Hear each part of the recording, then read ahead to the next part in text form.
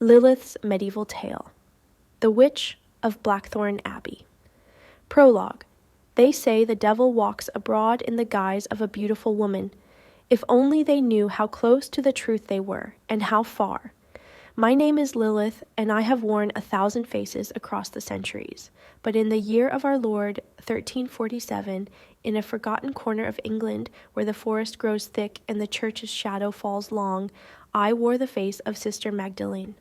I had taken refuge in Blackthorn Abbey 6 months prior, seeking shelter from the world as I had done countless times before. Convents made perfect hiding places for women like me, women who asked too many questions, women who refused to bow, women whose very existence threatened the order of things. Here, among the stone walls and whispered prayers, I could disappear. I could be silent. I could be safe. But safety, I had learned over millennia, was always temporary. It was on a fog-heavy morning in October when she arrived, Lady Rowena Ashford, widow of a lord who had died under mysterious circumstances, come to make penance at our isolated abbey. The abbess welcomed her with the cold hospitality reserved for noble penitents, assigning her a cell near mine and expecting her to blend into our somber routine of prayer and labor.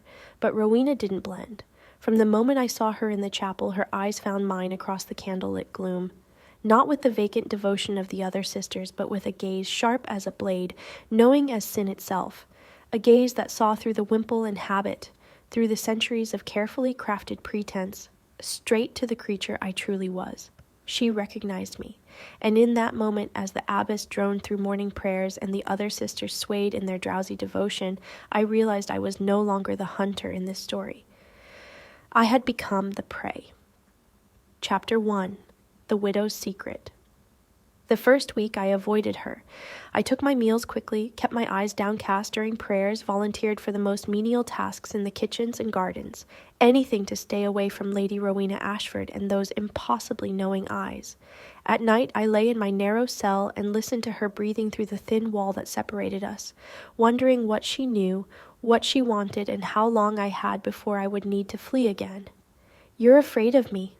Her voice came soft through the darkness one night, just loud enough for me to hear through the wall. I froze, my breath catching. "I can hear your heart racing, Sister Magdalene, or should I call you something else?" I said nothing. Silence had saved me before. "I've been studying you," she continued, her voice like honey poured over steel. "The way you move, too graceful for a woman who claims to have spent her life in service. The way you look at the abbess when she speaks of obedience, with contempt barely masked as piety. And your eyes, sister, your eyes have seen far more than 23 years could contain." My hands clenched in the rough wool of my blanket. How had she known the age I'd claimed? "I know what you are," Rowena whispered. "I've read the old texts, the forbidden ones, kept locked away in my late husband's library. I know about the first woman, the one who refused to lie beneath Adam, the one cast out of paradise for daring to claim her own sovereignty." A chill ran through me that had nothing to do with the October cold seeping through the stone walls. "Lilith," she breathed the name like a prayer and a curse combined.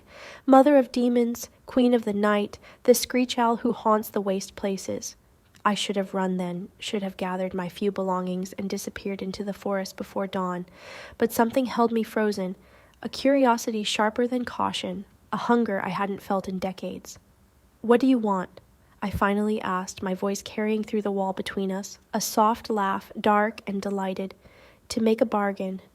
"I don't make bargains anymore." "Liar." The word was gentle, almost affectionate. "You've built your existence on bargains.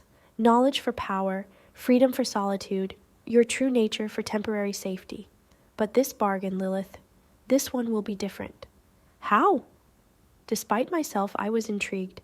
"Because this time, you won't be the only one with something to lose." Silence stretched between us, heavy with possibility and danger. "Meet me in the herb garden tomorrow night," Rowena said, "after Compline, when the others sleep. Come alone and I'll tell you why I'm really here. Why I claim my husband died of fever when we both know it was something far more deliberate, and why you, ancient and powerful as you are exactly the ally I need." "And if I don't come?" "Then I'll tell the abbess what I know, show her the texts I brought, describe the signs I've noticed. She's already suspicious of you, you know. She watches you when she thinks you don't notice. One word from a grieving noblewoman, and this sanctuary you've built will crumble. My jaw clenched. Blackmail. After all these centuries, I was being blackmailed by a mortal widow with delusions of knowledge. You wouldn't dare, I said. They'd burn you alongside me. Perhaps. Her voice was closer now, as if she'd pressed herself against the wall between us. But I'm not afraid of fire, Lilith, are you? Before I could answer, I heard her move away.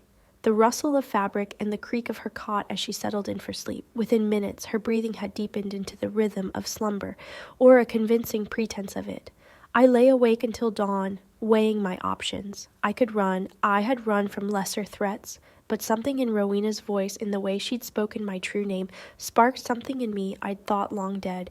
Interest, challenge, and beneath it all, a dangerous attraction to someone who saw me, truly saw me, for the first time in centuries. When the bell rang for lauds, I rose with the others and made my way to the chapel. Rowena knelt 3 rows ahead, her dark hair barely visible beneath her veil. She didn't turn, didn't acknowledge me. But when we filed out after prayers, she let a small piece of parchment slip from her sleeve.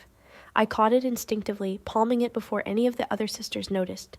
In the privacy of the scriptorium where I'd volunteered to copy psalms, I unfolded it. The drawing was crude but unmistakable. A symbol I hadn't seen in over 1,000 years. A sigil from the ancient texts, one that could only have come from the most forbidden grimoires. A symbol of binding and summoning, of pacts made between the mortal and immortal realms. Beneath it, in an elegant hand, you're not the only one with secrets worth killing for. My hands trembled as I held the parchment over a candle flame, watching it curl and blacken to ash. That night, after Compline prayers, I went to the herb garden. Chapter 2. The Pact of Shadows. The garden was silver-washed with moonlight, the late autumn herbs withered and dark against the frost-touched earth. I found Rowena waiting beside the statue of St. Catherine, her widow's black making her nearly invisible in the shadows. You came, she said, and I heard genuine relief in her voice. You gave me little choice. There's always a choice, Lilith. You could have killed me and fled. You could have enthralled me, made me forget what I know. You could have done any number of things your kind is capable of. She stepped into a shaft of moonlight, and I saw her fully for the first time without the veil and restraint of daylight. She was perhaps 30, with sharp aristocratic features and eyes the color of storm clouds. Beautiful in a way that spoke of intelligence and will rather than mere symmetry. But you didn't, because you're curious, and because I think you're lonely.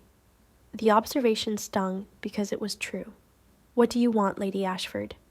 Call me Rowena, and I want what you want. Freedom. I am free. Are you? She circled me slowly, appraising. You hide in convents and monasteries, playing at piety, terrified that someone will recognize what you are. You suppress your power, dim your light, make yourself small and silent and forgettable. That's not freedom, Lilith. That's survival. There's a difference. Survival is freedom when the alternative is burning. Then let's make sure neither of us burns. She stopped in front of me, close enough that I could smell the lavender she'd tucked into her sleeves. My husband was a collector of forbidden knowledge, grimoires, ancient texts, artifacts from before the church's rise. He kept them locked away, studying them in secret, convinced they would give him power over life and death itself. And did they? A bitter smile crossed her face. In a way. He learned just enough to be dangerous, just enough to attempt a ritual he had no business attempting. He tried to summon something, a demon he claimed, that would grant him dominion over our lands and ensure his line continued for generations. She paused, her voice dropping. Instead, he opened a door that should have remained closed. Something came through, something that killed him and 3 of his household guards before I managed to complete the banishing ritual. I studied her more carefully. You know the old magic. My mother's mother was what they called a cunning woman. She taught me before the church had her burned. I've spent the last 5 years learning everything I could from my husband's collection, preparing for the day when I might need it. She met my eyes. That day has come. The thing my husband summoned, it didn't fully cross over. Part of it is still anchored to our world, growing stronger, and it knows I was the one who banished it before. It's hunting me, Lilith. I can feel it in my dreams, drawing closer every night. So you came here to hide. I came here to find you. She pulled a folded parchment from her bodice, old and stained with age. This was in my husband's collection, a fragment from a text older than the Bible itself. It speaks of the first woman, cast out but never destroyed. It says that Lilith possesses knowledge of the spaces between worlds, the liminal places where spirits walk. It says she knows the true names of demons and the words that can unmake them. She held out the parchment, and I took it with fingers that had steadied. The text was in Akkadian, written in a hand I recognized from another lifetime. "This is genuine," I said softly. "I know, and I need what it describes. I need you to teach me how to close the door my husband opened, how to banish the thing that's hunting me back to whatever hell it came from, permanently. Why should I help you? You've threatened to expose me. Because if you don't, we'll both die." She moved closer, and I felt the warmth of her breath against my face. "The demon is drawn to power, Lilith, your power. Once it finishes with me, it will come for you. And while you might be ancient and strong, this thing, it feeds on fear and pain and the screams of those it devours. It grows more powerful every day. Eventually, even you won't be able to stand against it." I wanted to tell her she was wrong. I wanted to believe that I could simply leave, find another sanctuary, let this be her problem. But the symbol on the parchment she'd shown me earlier, I knew it, and I knew what kind of entity used it. "An Alu," I whispered. She paled. "You know of them?" "I knew them when they were still bound in the deep places, before humanity learned to speak their names." I looked up at the moon, remembering things I'd spent centuries trying to forget. "Your husband was a fool. Alu demons don't grant wishes. They consume. They spread like plague through the spaces between waking and dreaming until entire villages fall into nightmare and never wake. Can it be stopped? Yes, but not from here, and not by you alone. We would need to return to your estate, perform the binding at the site where the initial summoning took place, and even then, I trailed off considering the risks. It would require both our powers combined, your blood knowledge of the rituals and my understanding of the ancient words. We would need to work as one. Then we have a pact? Hope and fear warred in her expression. I should have said no, should have recognized this for what it was, a trap, a complication, a threat to the careful balance I'd maintained for so long. But when I looked at Rowena, I saw something I hadn't seen in another human in countless years. I saw an equal, a partner, someone who understood power and wasn't afraid of it, someone who saw me and didn't flinch. "We have a pact," I agreed, "but understand this, Rowena Ashford. If you betray me, if you try to bind or control me as your husband tried to control the demon, I will show you why the old texts warned against speaking my name. I will teach you the true meaning of the screams that echo in the waste places." She didn't retreat, didn't falter. Instead, she reached out and took my hand, her palm warm against my eternal cold.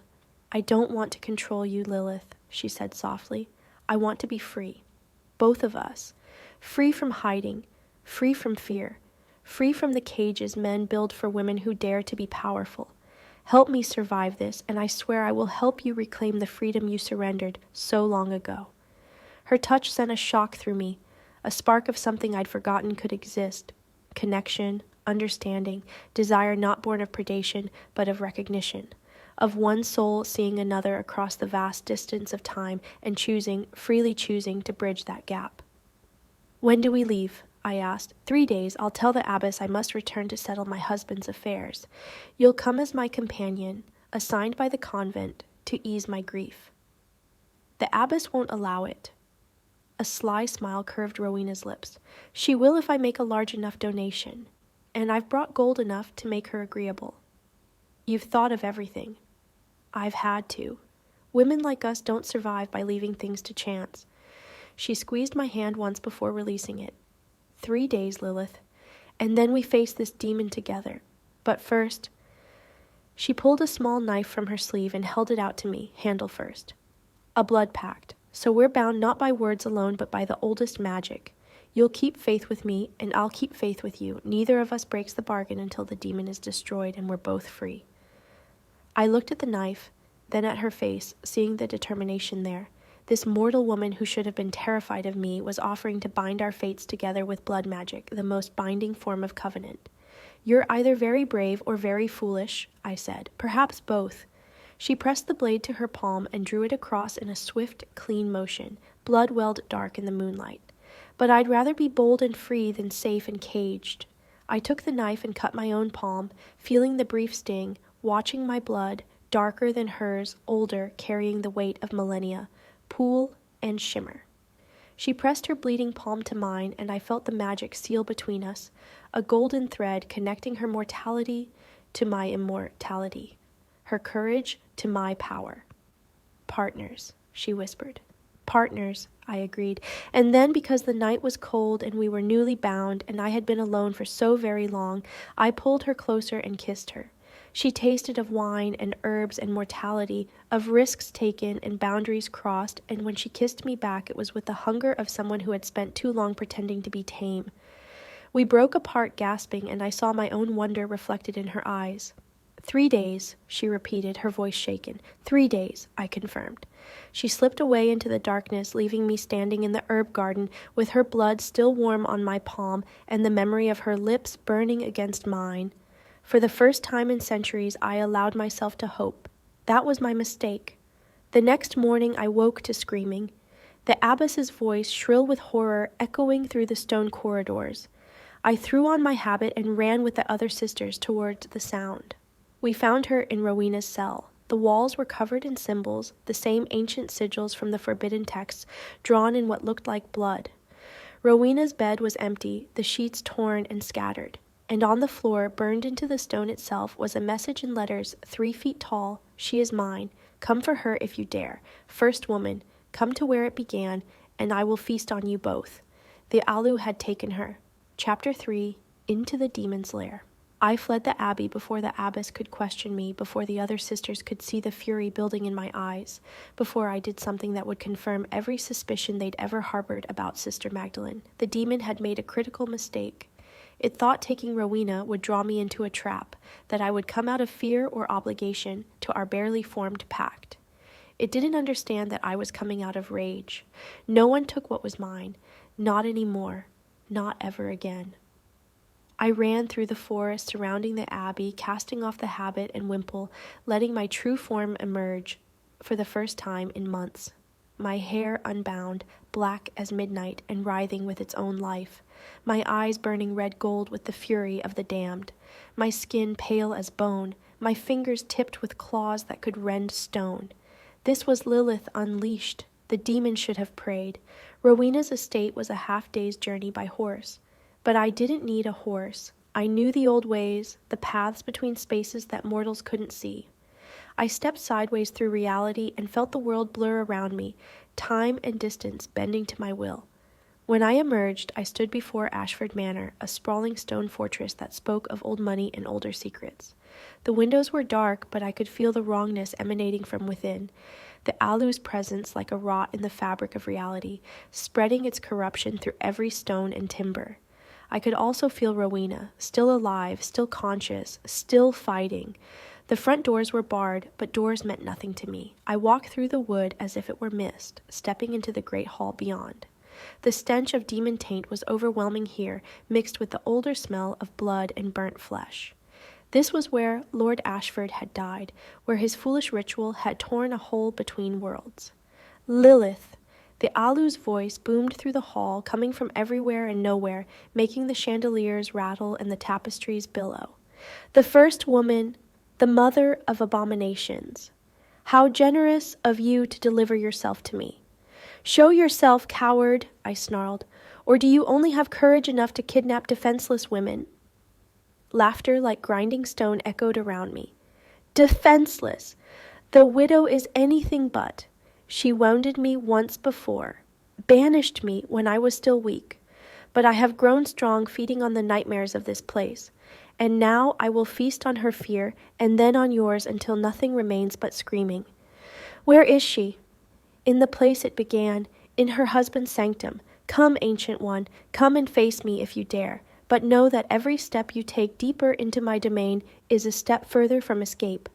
I followed the demon's taint through the manor, through corridors lined with portraits of stern-faced Ashfords, downstairs that spiraled into the earth into spaces that should not exist in any mortal dwelling.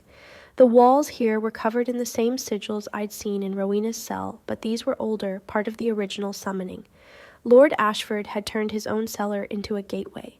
Fool, Dead fool, who had damned his widow and his household for his ambition. At the bottom of the stairs I found a heavy oak door reinforced with iron. It was locked, but I tore it from its hinges with a thought and stepped through into the chamber beyond. What I saw made even me pause. The room was vast, far larger than the manor's foundation should have allowed. The walls were not stone, but something organic, pulsing with sickly light. And suspended in the center of the chamber, bound by chains of shadow and nightmare, was Rowena. She hung limp in her bonds, but her eyes were open and aware. When she saw me, relief flooded her face, followed quickly by horror. "Lilith, no," she gasped. "It's a trap. The chamber, it's not fully in our world anymore. You can't—" "Silence, little mortal." The Alu materialized then, rising from the shadows, and I finally saw it in its full horror. It had no true form, just a writhing mass of darkness and teeth and too many eyes, each one weeping black tears that sizzled where they struck the ground. "Your champion has arrived to watch you die." "I am no one's champion," I said, circling the demon slowly, looking for weaknesses. "But I am death incarnate, and I have existed since before your kind learned to whisper in the dreams of mortals. Release her, or learn what it means to face the first woman in her wrath." "You think your age makes you powerful? I have feasted on gods, Lilith. I have drunk the despair of empires. What are you but a woman who ran from paradise because she feared submission?" "I didn't fear submission," I said softly, and began to speak the old words, the language that existed before Babel, before language itself. I refused it. There's a difference. The demon shrieked as my words struck it like weapons, each syllable a binding, a limitation, a chain. But it was strong, so terribly strong, fed on months of nightmares and Lord Ashford's foolish sacrifice. It lashed out with tendrils of shadow, and where they touched my flesh, they burned with cold fire.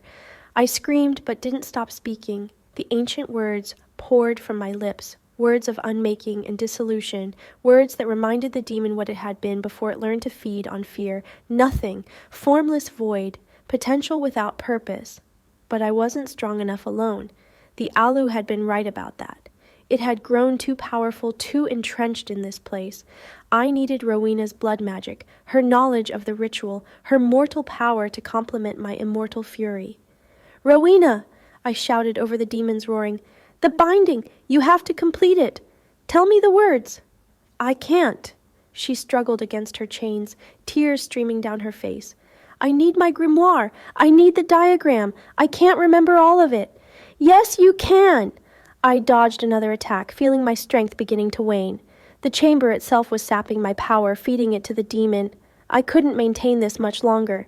"You know it. Your grandmother's magic. Your mother's knowledge. It's in your blood. Close your eyes and feel it. Trust yourself." I saw her face change, saw understanding dawn. She closed her eyes, and I felt the shift in the air as she reached for something deep within herself, something older than her conscious memory. Blood called to blood. The magic of cunning women passed down through generations, whispered from mother to daughter in the dark hours before dawn. She began to speak. Her words were in Old English mixed with older tongues, and they wove through mine like threads through a loom. Where my words attacked, hers bound. Where I destroyed, she contained. Together our voices rose in a harmony that shook the chamber, cracked the not quite real walls, and made the demon howl with genuine fear. "No, I will not be banished. I will not return to the void." "You will," Rowena and I said in unison, our voices blending into something more than either of us alone. "By blood and bone, by word and will, by the power of woman unbound, we cast you out, we unmake you, we return you to the nothing you were and the nothing you shall be." The demon's form began to collapse, imploding in on itself. The chains holding Rowena dissolved, and she fell. I caught her, pulling her against me as the chamber shuddered and cracked. The gateway Lord Ashford had opened was closing, reality reasserting itself. "Hold on to me," I commanded, and she wrapped her arms around my neck as I stepped sideways again, pulling us both through the spaces between, out of the collapsing chamber and back into the mortal world. We emerged in the manor's great hall just as a tremendous crash echoed from below. The floor buckled and then settled, and when I sent my awareness down, I felt nothing. The sanctum was gone. The gateway was closed. The demon was banished. We had done it. Rowena was shaking in my arms, gasping for breath, her face pale with exhaustion and shock. But she was alive. We were both alive. "Is it over?" she whispered. "It's over." She sagged against me, and I held her as she wept, great shuddering sobs of relief and release, and the weight of terror finally lifting. I stroked her hair and murmured wordless comfort, ancient and patient, until the storm passed. When she finally looked up at me, her eyes were clear again, though red-rimmed and weary. "You came for me," she said wonderingly. When I woke in that place, I thought the demon had killed you at the Abbey. I thought I was alone. "I will always come for you," I said, and realized with a shock that I meant it. "You're mine now, Rowena Ashford. By blood pact and battle bond, by the magic we wrought together. No demon, no church, no power in heaven or hell will take you from me." She smiled then, tired but genuine. "Yours? I thought we were partners." "Partners implies equality. I'm claiming ownership." "Are you now?" A spark of her earlier spirit returned to her eyes. "And what if I claim ownership of you?" "Then I suppose we'll have to negotiate." I kissed her forehead gently, "But later. Right now we need to cleanse this place, make sure no trace of the demon's influence remains, and you need rest." "Later," she agreed. "But Lilith, about that freedom we both wanted?" "Yes. I think we just claimed it." I looked around the great hall of Ashford Manor, Rowena's manor now, by right of inheritance and survival, a place where she was lady-in-law, where no husband or abbess or church could tell her what to be, a place where I too could stop hiding. "Yes," I said slowly, feeling something uncurl in my chest that might have been hope, might have been joy. I think perhaps we did. We spent the next 3 days purifying the manor, burning the grimoires that had led Lord Ashford astray, cleansing every room where the demon's influence had touched.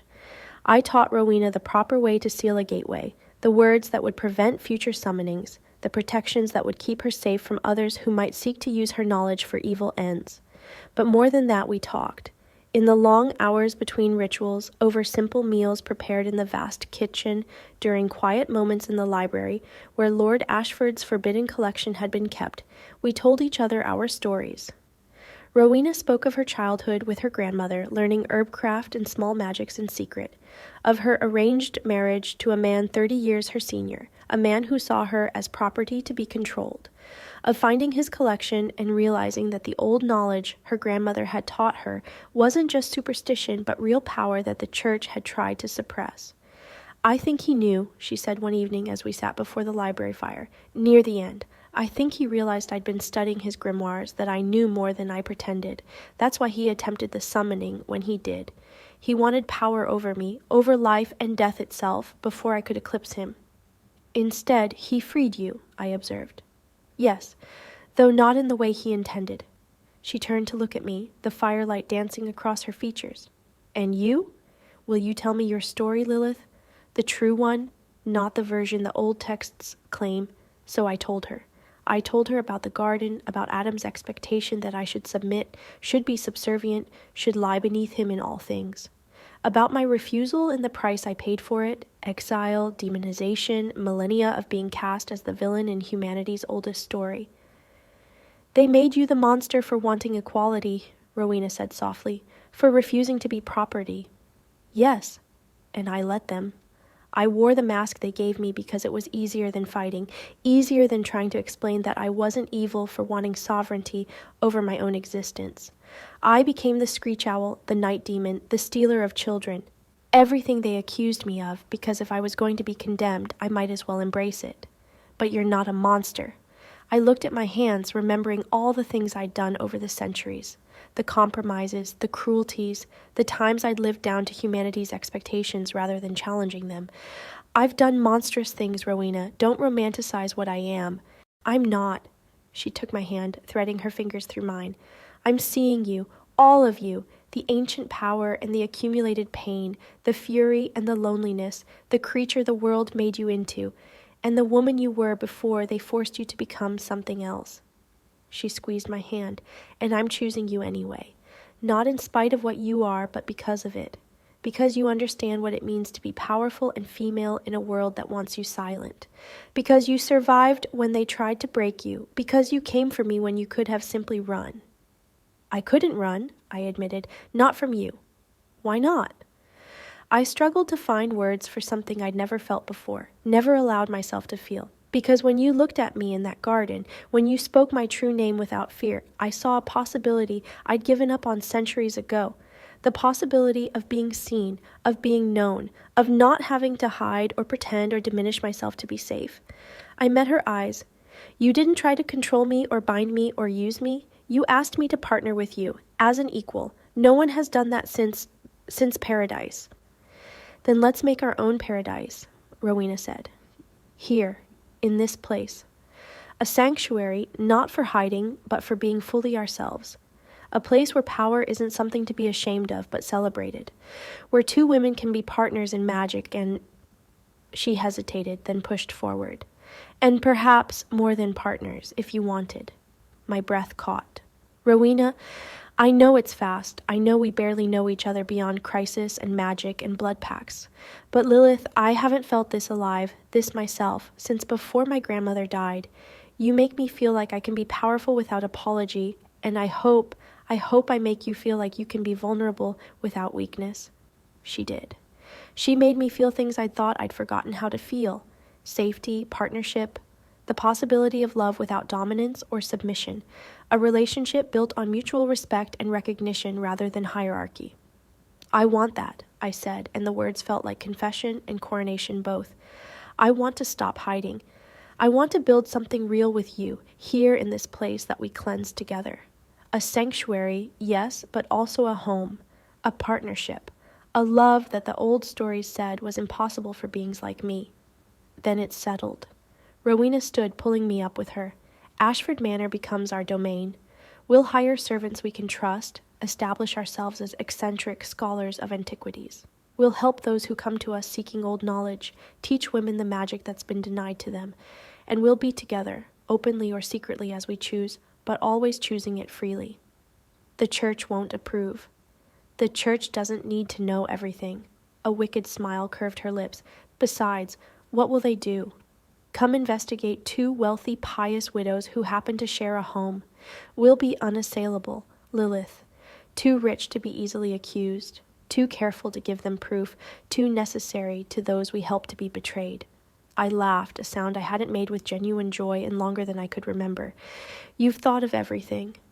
I've had to. Women like us survive by being smarter than those who would destroy us. She pulled me closer until we were breath to breath. So what do you say, Lilith?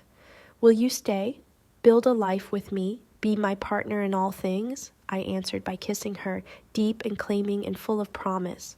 She melted against me, her hands fisting in my hair, and we stumbled back toward the fireplace, toward the fur rugs and cushions she'd arranged there, toward a future neither of us had dared imagine. We made love there in the firelight, learning each other's bodies with the same intensity we'd brought to our magic. It was not gentle. Neither of us were gentle creatures, but it was honest, real, a claiming and a surrender that went both ways, pleasure given and received in equal measure. Afterward, tangled together in the warmth of the fire and each other, Rowena traced the symbols I'd shown her earlier along my bare back. Teach me everything, she murmured against my shoulder. Not just the magic and the rituals, but your language, your history, the secrets of millennia. I want to know all of you. It will take lifetimes, I warned. Then it's fortunate that I intend to share my lifetime with you, however long that might be. I held her tighter, suddenly understanding what I'd found here. Not just a partner or a lover, but the freedom I'd been seeking since the day I walked out of paradise. The freedom to be fully myself, powerful and vulnerable, ancient and new, demon and woman, and something more than either. With someone who not only accepted all of those contradictions, but celebrated them. I love you, I said, the words strange and wonderful on my tongue. I love you too, Rowena replied. First woman, queen of the night, screech owl of the waste places, my Lilith. Your Lilith, I agreed, and for the first time in millennia, I felt like I'd come home. Epilogue. 10 years later, I stood in the gardens of Ashford Manor and watched the sunset paint the sky in shades of copper and gold. The manor had changed significantly since that desperate night when Rowena and I had banished the Alu. Where Lord Ashford's dark sanctum had been, we'd built a proper library, filled with texts both forbidden and mundane, carefully curated and protected. The manor itself had become something of a legend in the region, the place where wise women came to learn the old arts, where those suffering from hauntings or curses could find help, where midwives and healers gathered to share knowledge the church insisted didn't exist. We were careful, always, never drawing too much attention, never making ourselves obvious targets. But we helped where we could, and we built a community of women who understood power and weren't afraid of it. Rowena emerged from the house carrying 2 goblets of wine. She'd aged as mortals did, but she was still beautiful. More beautiful now, perhaps, with silver threading through her dark hair and laugh lines bracketing her eyes. Lines I'd helped put there with joy and shared laughter, with nights of passion and days of partnership. "You're brooding," she observed, handing me a goblet. "I'm reflecting." Same thing, really. She leaned against me, comfortable with the casual intimacy we'd developed over the years. "What are you reflecting on?" "How different my life is now, how different I am." "Better or worse?" I considered the question seriously. I thought of the centuries I'd spent hiding, diminishing myself, accepting the world's verdict that I was monstrous and unworthy of love. And I thought of the decade I'd spent here, openly using my power to help rather than harm, loved by a brilliant woman who saw all of me and chose me anyway. "Better," I said, "unquestionably better." "Good." She kissed my cheek. "Because we have new arrivals tomorrow. 3 women from the north, fleeing accusations of witchcraft. They'll need sanctuary, training, and probably a fair amount of healing. We'll manage. We always do." "Together," she said. "Together," I agreed. As the sun set and the first stars appeared, I realized that I'd finally found what I'd been searching for since the garden. Not paradise. Paradise had been a prison dressed in beauty. But freedom. True freedom. Built not on isolation, but on partnership. On mutual respect and recognition. On the courage to be fully oneself with another. I had been Lilith the demon, Lilith the exile, Lilith the screech owl of the waste places.